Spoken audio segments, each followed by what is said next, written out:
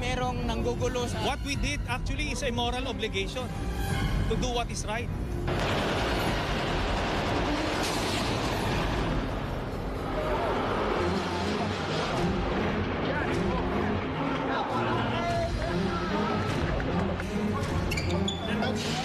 Tirgas, boy. Tirgas.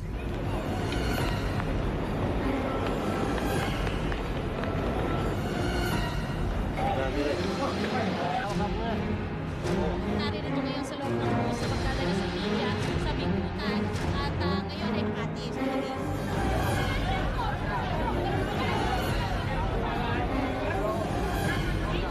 Ipapataw sa kanila ang buong tindi ng katarungan, ng buong higpit at walang malugit. We will have curfew from 12 a.m. to 5 a.m. in the morning.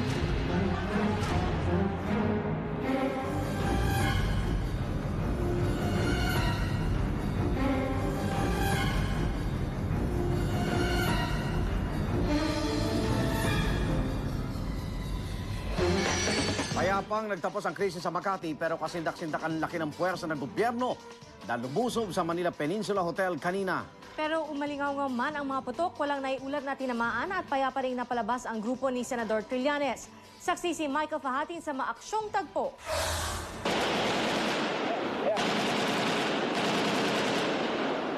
Alas 4 ng hapon ang umalingaw mga unang putok ng baril na tila nagmula sa direksyon ng Manila Peninsula. Nagkublihan ng mga pulis, sundalo, media at sibilyan. Sa loob ng 10 minuto, 4 hanggang 5 putok pa ang narinig. Hindi pa kasi natin alam eh. Hindi tiyak doon kung sa mga otoridad o sa kalaban ng galing ang mga putok. Hanggang umalingaw-ngaw ang magkasunod at nakabibinging ratsyada ng mga baril.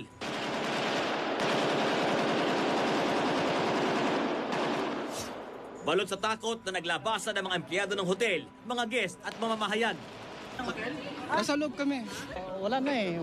Worse na yata yung sitwasyon eh. Kaya Sila po yung gustong lumipat o kayo po ang in-advise na? in-advise na lang coming from general managers. Dito sa kanto ng Santo Tomas Street at Makati Avenue, pumasok ang pinagsanib na pwersa ng pulis at militar. 5 simba ng pulis, army at marines, kasunod ng kanilang tropang naka-full battle gear ang nagsilbing assault team. Dahang-dahang umusad papasok ng entrance ng hotel ang assault team na nagsikubli sa likod ng mga armored personal carrier. Sa driveway ng lobby ng hotel, pumosisyon ng assault team. May panakanakang putok ng baril.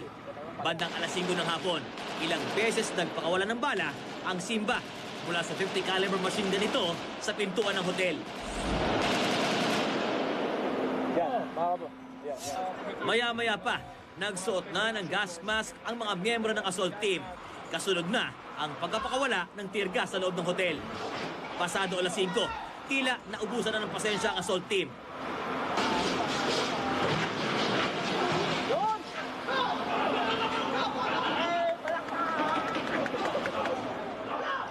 Dito na nakapasok ang mga sundalo at pulis. Nakunan pa namin ang mga eksena sa loob ng lobby ng hotel. Kita ang mga miyembro ng media habang kinukuha sila ng militar. Ang isang sundalo, hinablot ang kamera ng ilang taga-media. Ang iba naman, kinuha ang mga tape. Naaktuhan din namin ang pagkuha kay Brigadier General Danilo Lim, nakasama ni Trillanes ng pasukin ng Manila Peninsula. Sa dami ng mga pinakawalang bala, maswerte't wala ni isang naiulat na nasugatan. Michael Fahatin ng inyong saksi. Kusa na rin sumama sa mga otoridad si Senador Antonio Trillanes at ang kanyang mga kasamahan kasunod ng paglusob ng puwersa ng gobyerno. Pero bago yan, buong tapang ang grupo at di nagpatinag sa taning na ibinigay ng pulisya. Saksi si June Veneracion. Isa sa mga unang rumisponde sa Manila Peninsula Hotel si NCRPO Chief Jerry Barrias. Pero hindi siya pinayagan ng mga bantay ng Magdalo na makalapit kina Senador Antonio Trillanes at Brigadier General Danny Lim.